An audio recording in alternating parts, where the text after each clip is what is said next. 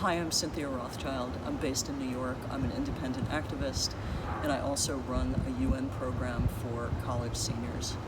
I've been working in and alongside the UN's human rights system for a long time, for about 25 years, give or take a few on either end.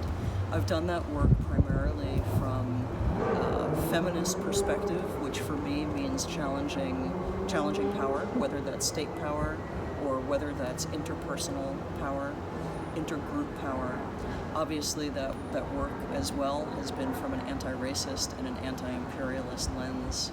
That work is hard. Others have spoken about how alienating it can be. It's a particularly challenging moment. And you know what? It is alienating. It is difficult. The people in my circles, in my movement circles, make it worthwhile. I think we're all often asked, why do we keep doing the work? And I do actually have a couple of answers. First, we can't cede the space.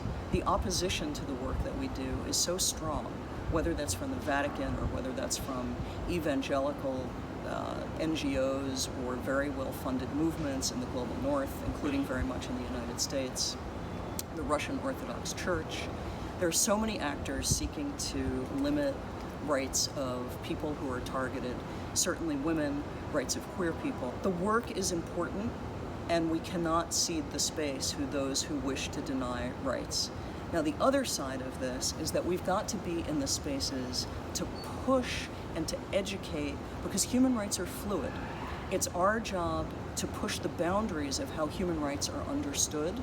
20, 30, even 10 years ago, human rights were not understood to address issues of maternal mortality or rights of indigenous peoples or various kinds of reproductive rights. Now we use language of bodily autonomy. We didn't necessarily do that before. Domestic violence or now interpersonal violence, the language changes, the ideas change, our understandings change, and it's our job to do the educating work. So it's critically important to be there to push against the resistance, but also to push to do the education.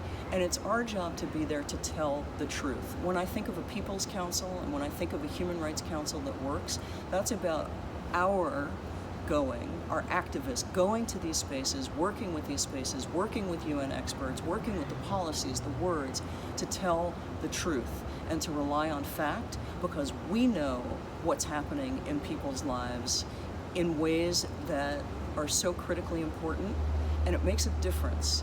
It actually makes a difference sometimes in terms of whether people live or die, and whether being named or silence makes all that difference in the world.